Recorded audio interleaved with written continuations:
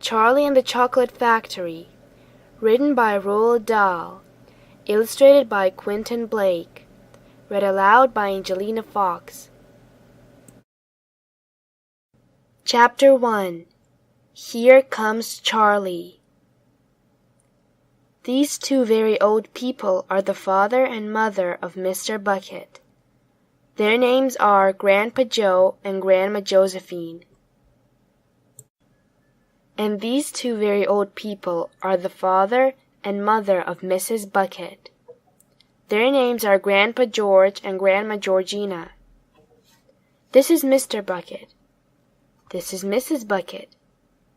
Mr. and Mrs. Bucket have a small boy whose name is Charlie Bucket. This is Charlie. How do you do?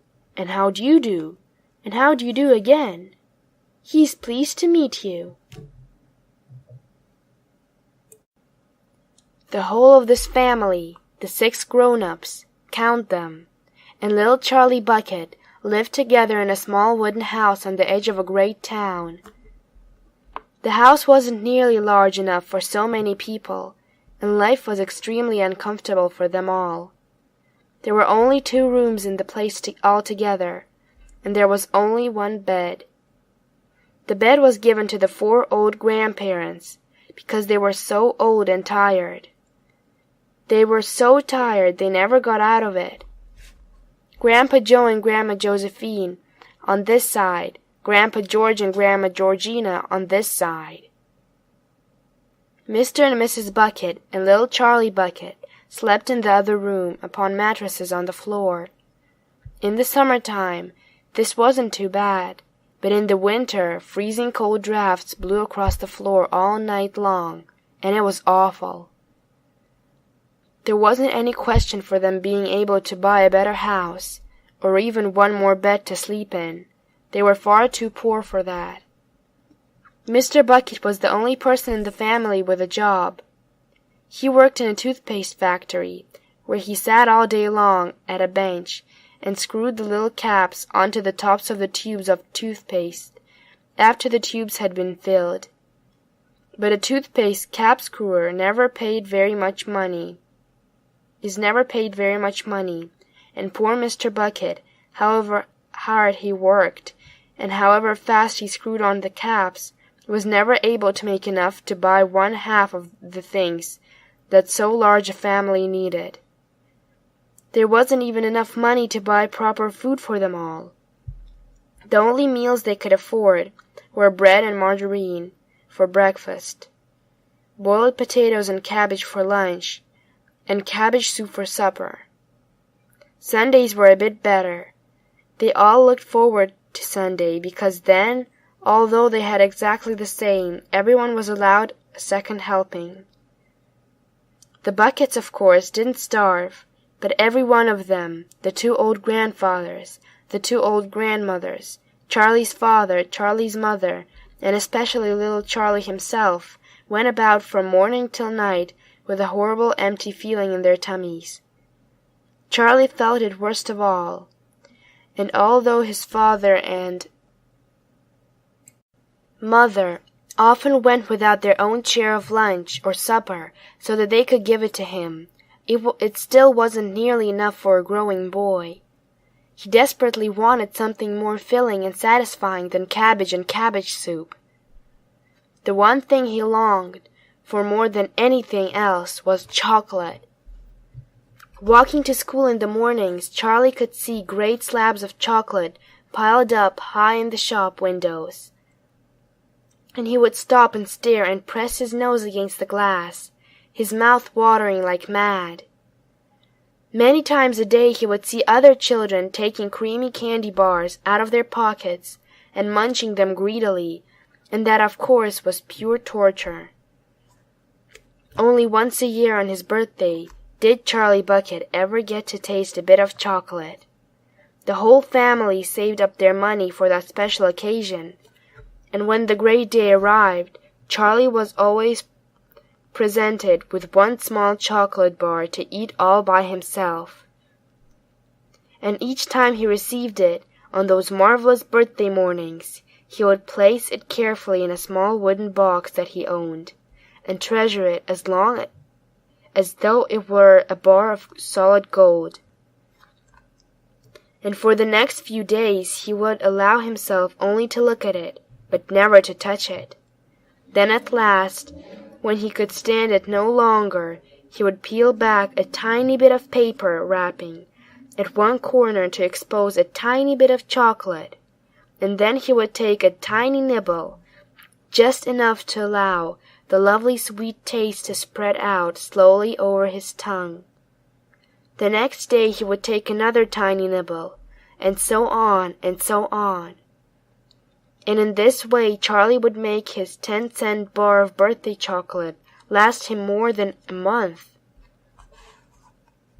But I haven't yet told you about the one awful thing that tortured little Charlie, the lover of chocolate, more than anything else. This thing for him was far, far worse than seeing slabs of chocolate in the shop windows, or watching other children munching creamy candy bars right in front of him. It was the most terrible torturing thing you could imagine, and it was this. In the town itself, actually within sight of the house in which Charlie lived, there was an enormous chocolate factory. Just imagine that! And it wasn't simply an ordinary enormous chocolate factory either. It was the largest and most famous in the whole world. It was the Wonka's factory, owned by a man called Mr. Willy Wonka, the greatest inventor and maker of chocolates that there has ever been. And what a tremendous, marvelous place it was! It had huge iron gates leading into it, and a high wall surrounding it, and smoke belching from its chimneys, and strange whistling sounds coming from deep inside. And outside the walls for half a mile around in every direction, the air was scented with the heavy, rich smell of melting chocolate.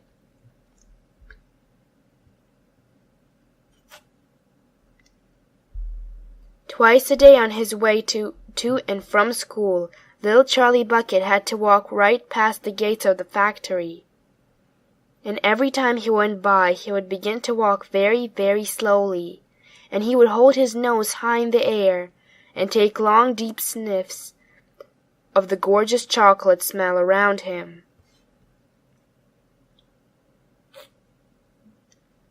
Oh, how he loved that smell!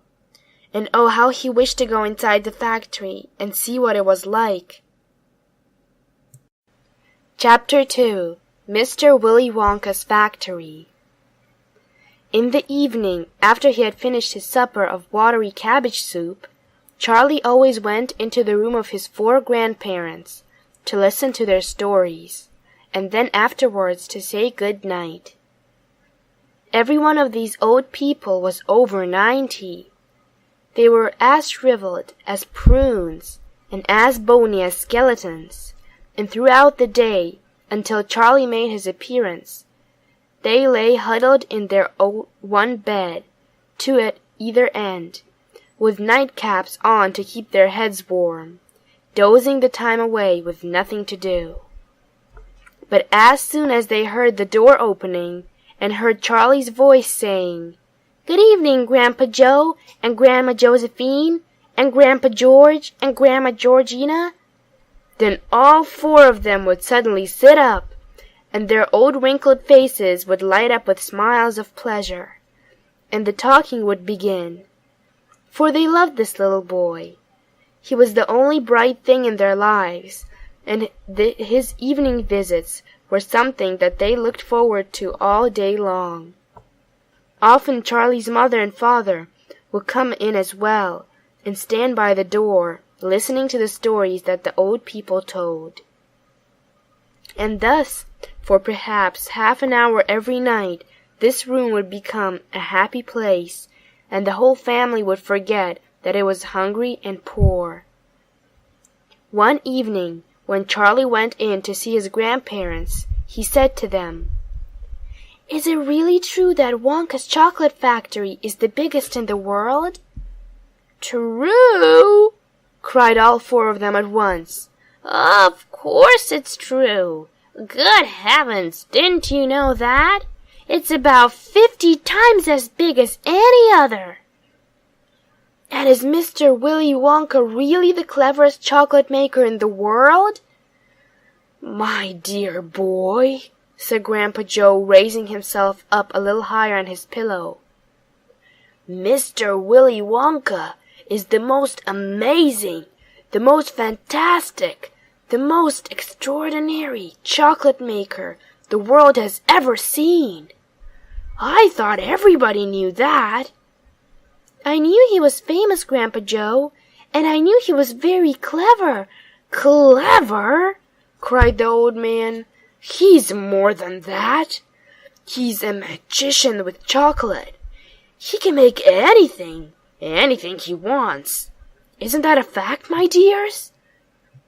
The other three old people nodded their heads slowly up and down, and said, Absolutely true, just as true as can be.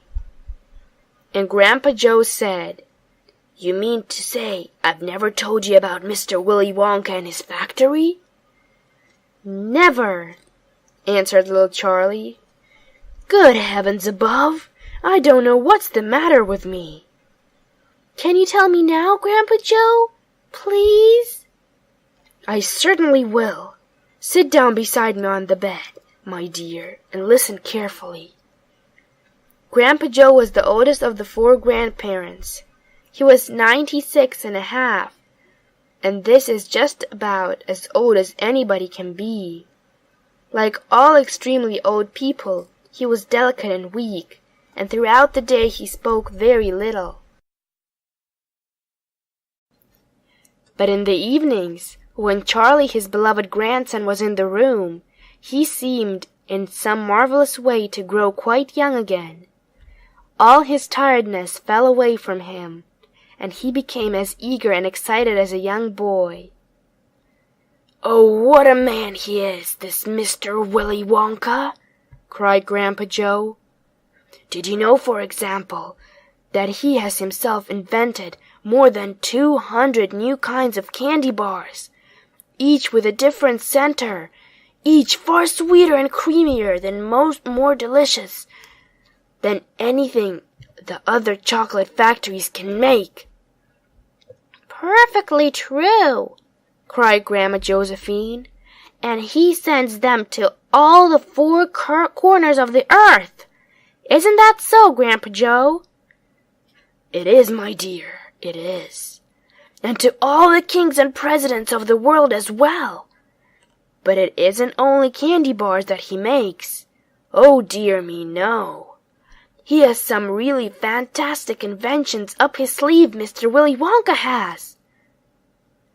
Did you know that he's invented a way of making chocolate ice cream so that it stays cold for hours and hours without being in the ice box?